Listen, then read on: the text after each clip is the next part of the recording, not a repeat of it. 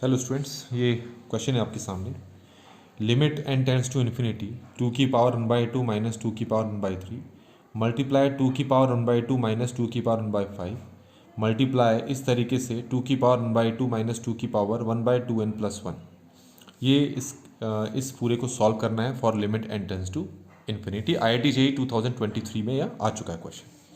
तो कैसे करेंगे? सबसे पहले 2 की पावर 1/2 को देखो, इसकी वैल्यू 1.414 होती है अप्रॉक्सीमेटली, और हमारे पास ये जो है 2 की पावर 1/3 इसकी वैल्यू होती है लगभग होती है 1.26। ठीक है, फिर से मल्टीप्लाई, इसकी वैल्यू होती है 1.414 और इसकी वैल्यू लगभग होती है हमारे पास 1.15।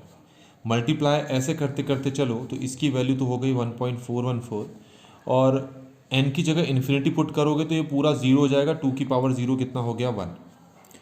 अब यहाँ से अगर इन दोनों को मैं माइनस करूँ तो अप्रॉक्सीमेटली 0.154 आ रहा है, इसको माइनस करूँ तो अप्रॉक्सीमेटली 0.26 आ रहा है।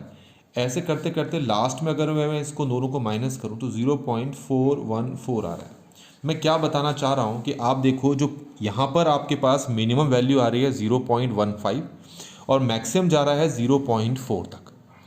तो इसका मतलब हो गया ये सारी की सारी वैल्यू 0.4 से लेस है और ये n टाइम्स है। ठीक हो गया?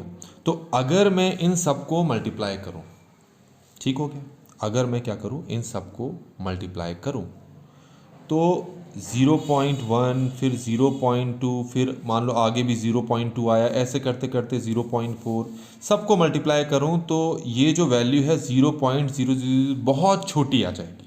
आप खुद सोच के देखें, क्योंकि अगर 0.5 को ही 0.5 से मल्टीप्लाई करते हैं तो ये 0.25 आता है, मतलब और छोटा जाता है।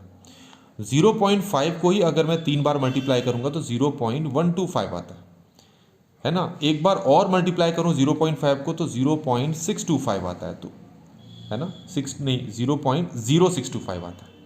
तो ये देखो वैल्यू जीरो, मैंने मैक्सिमम वैल्यू ही ली है, तो इसी में आंसर क्या होता जा रहा है? छोटा होता जा रहा है। तो ये जो वैल्यू है ये तो इससे भी छोटी है, तो इतनी छोटी वैल्यू जब आपस में मल्टीप्लाई करेंगे तो ये वैल्यू और ज़्यादा छोटी होगी, तो नियरली इक्वल टू 0। तो यहाँ पर हमारे पास जो आंसर है इस इक्वल टू हमारे पास कितना हो जाएगा? ये 0। तो इसको ऐसे ही कर सकते थे आप। ठीक है।